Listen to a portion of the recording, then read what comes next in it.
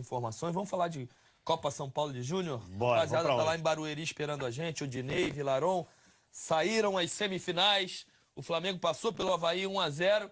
O jogo foi enrascado. O Flamengo teve total domínio nos 90 minutos. Odinei, Vila, sejam bem-vindos. Valeu, Roger. Um abraço pra você, pro Thiago, pro Casão, é verdade, né? O Roger jogou pelo Fluminense a Copinha. O Thiago, não lembro por quem jogou, acho que foi pelo Nacional ou pelo Juventus, e o Casão jogou pelo Corinthians. Vila, o Avaí, um ótimo time, né? Um time muito interessante na base, tirou o campeão Corinthians. Hoje o Flamengo, com os meninos cansados que jogaram lá no time de profissionais, o Flamengo foi melhor, né? Fato. Um abraço a você, Odinei, Casão, Roger, Thiago, saudade dos amigos do Troca. De fato, o Avaí se notabilizou nessa copinha por ter uma consistência defensiva diferenciada. Né? Foi talvez uma das melhores defesas que a gente acompanhou. Sistemas defensivos, né? A gente não fala só da zaga, dos laterais, do sistema defensivo. Diante de um Flamengo que é um case, é um caso à parte. A história dessa garotada do Flamengo nessa Copa São Paulo realmente merece um capítulo ali à parte. E por quê?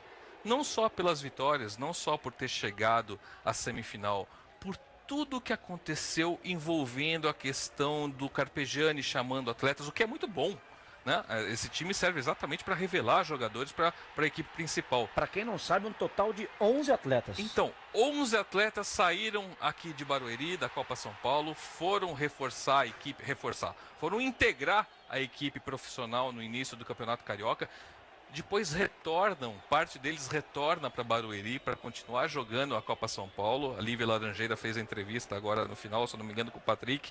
Ele falando, olha, amanhã eu vou para o Rio novamente, vou jogar o Campeonato Carioca. Tá parecendo a gente, Vila, cada dia no canto. Exatamente. E se Deus quiser, segunda-feira eu tô aqui de novo. Ou seja, é uma história muito bacana e mesmo perdendo, entre aspas, tantos jogadores, o Flamengo continua com uma equipe forte e chegando numa semifinal de Copa E São só Paulo. tomou um gol até agora, exatamente o gol no empate pro Aimoré, né? Para quem não acompanhou a campanha do Flamengo, 6-0 no Ji-Paraná, 1-1 com o Aimoré, 2-0 no Oeste. Aí na segunda fase eliminou o Elo Sport por 5-0, na terceira bateu o Curitiba por 1-0, nas oitavas 1-0 no time do Audax, ou seja, só tomou um gol. Ali tem a discussão do lance anterior ali de pênalti ou não, mas o Bandeira deu impedimento, né, Vila?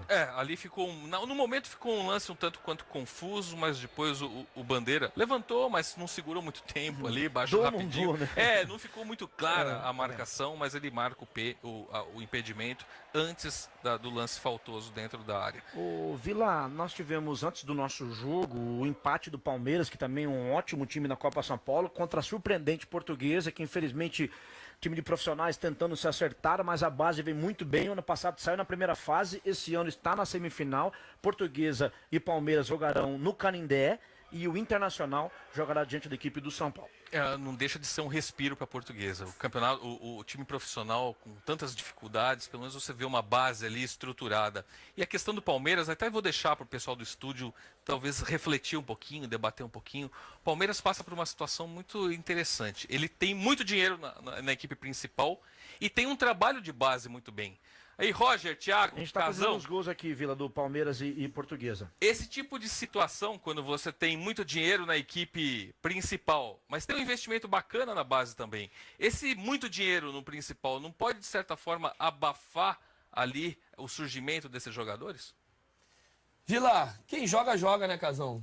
O Gabriel Jesus apareceu assim, então, mas já assim, tinha um time bem montado, e isso pode ajudar também o menino tirar a responsabilidade. Grandes jogadores com tempo completamente longo um do outro. O Palmeiras sempre foi comprador, ele nunca foi revelador de jogadores. Algumas vezes surgiu algum, Marcos, Wagner Love, Gabriel Jesus, assim, de peso.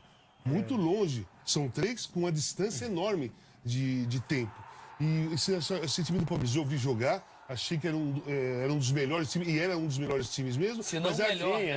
Mas a garotada pensa assim, pô, como que eu vou fazer lá em cima, gente? Como é que eu vou subir esse ano? Eu vou subir como? E nem vai subir um outro ano, porque o Palmeiras vai contratar. Então dá um certo desânimo em algum momento de você ir treinar. 3 ou 4 grandes jogadores nesse time do Palmeiras. Pô, o José Aldo, Passos, muito bom, artilheiro por onde passou nas categorias de base. Esse jogador torce para ser emprestado, prefere ser emprestado para ele jogar. Precisam, né? A única forma de É a jogar. única chance, porque o principal tem um elenco, um time forte e um grupo forte, um reserva forte. E enaltecer essa Lusa também, um time de muito brilho, de muito coração. Das 4 fases eliminatórias, 3 Pênalti. passou nos pênaltis. Aquele goleiro Matheus, espero não estar enganado, bigodinho, corajoso, talentoso e uma grande impulsão. Toda a bola ele chegava. E agora, é legal porque é o seguinte, a Portuguesa quase sumiu do cenário do futebol brasileiro, tá lá escondidinha. E é uma grande time com muita tradição, um clube de muita tradição.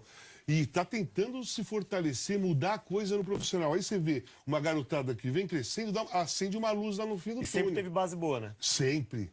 A Portuguesa, Portuguesa é sim. reveladora. Reveladora. Zé Roberto, Zé Maria. No, Denner. 91, né? O Casão tá lembrando aí, 91, aquele timaço da Portuguesa com o Denner, com o Bentinho, com o Simval, campeão de forma invicta da Copa São Paulo. Direi, eu achei que você fosse narrar uma corrida Sim. do Bolt no gol do Flamengo. Que arrancada impressionante. Ainda Que mais com velocidade, essa hein? história que vocês estão Vitor contando. Gabriel, sensacional. Essa história que vocês estão contando dele ter que ir e voltar para o Rio de Janeiro para ajudar o time principal no Campeonato Carioca. É muito bonita a história dos garotos do Flamengo nessa Copa São Paulo. Se fosse o... E aí um detalhe interessante, né? Ele correu e ainda chutou na Vila. Eu correria e morreria. Sim, ainda conseguiu comemorar. Ele ajudou na marcação, ele roubou a bola, ele atravessou praticamente o campo inteiro. Mais de 70 metros. Não, e já no final da copinha, né? É. A garotada jogando de 48 horas em 48 E horas. ele tava lá. Indo pro Rio Ele tava fazer em Volta Redonda. o Campeonato Carioca e chegou no final, ele ainda teve gás pra arrematar direitinho, enfim. Acho que o condicionamento físico, a força dele, impressionantes. São 4 toques na bola, né? Um para roubar, o 2 arrancou, no terceiro a meia-lua, o quarto ele ajeita e no quinto ele faz o gol. 70 metros. Não. Espetacular, né? E corre 70 metros, o Casão pode dizer isso. E encaixado e bate de chapa, né? Não fecha o olho e dá uma pancada. Quando tu chega ali, tu chega afogado Então, já, mas né, o, Casão? o estilo desse Ele garoto e deu chapa nela. propõe esse tipo de jogada, porque ele tem a passada larga e é veloz. Se ele fosse aquele jogador que carregasse a bola perto do Curtinha. pé, tipo Messi, ia demorar uma eternidade, ele ia se desgastar para chegar. Mas ele não. Ele dá o tapa e a passada dele é larga, por isso que ele dá poucos toques na bola até chegar no gol. Foram 4 e o gol. 4 e o gol. 5. 70 metros é o tapa de longa distância Quase e 10 velocidade. metros, né? Exatamente. Mais de 10 metros. Tipo o cada Messi, tapa. mas não o Messi que é rápido mesmo, dando tapinha. Mas o Messi é assim, 30 metros, 20 metros e agora A questão do 70 Messi é que metros. o Messi não tem esse espaço todo, Não, né? Ele não. tem tudo 3 vezes em cima dele, onde ele tá, e ele tem que ser mas curto esse mesmo. garoto tem talento, cara. Deixa eu Isso aí despedir da rapaziada lá. uma virtude difícil no futebol. Vila, Odinei, grande abraço pra vocês. Obrigado pela transmissão aí, sempre perfeita.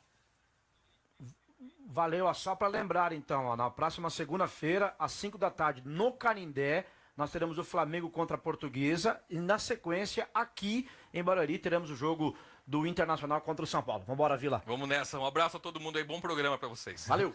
Valeu, Vila. Valeu, Dinei. Valeu. Abraço pros amigos. Vamos ver os gols do jogo mais cedo, Palmeiras e Portuguesa, da outra quartas de final. Bota aí pra gente ver, ó. O jogo foi 1-1.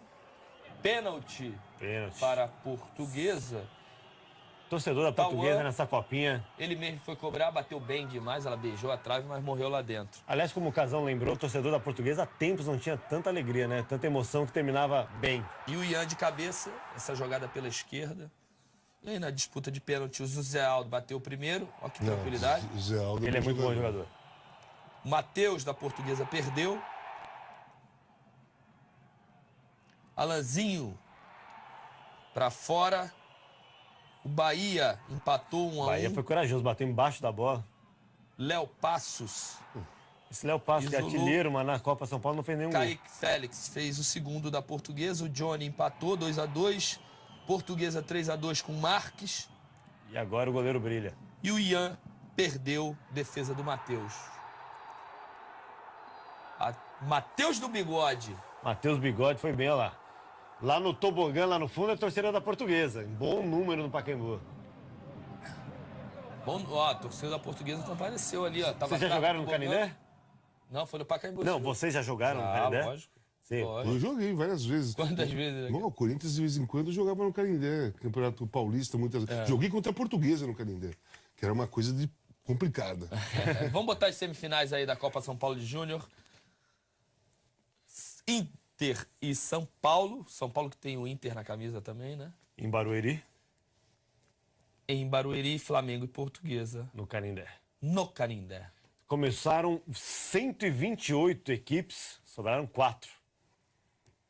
Tem algum favorito aí pra fazer a final, Casão? Eu sempre achei nessa São Paulo, pelo que eu vi, o Flamengo, o Palmeiras e o São Paulo.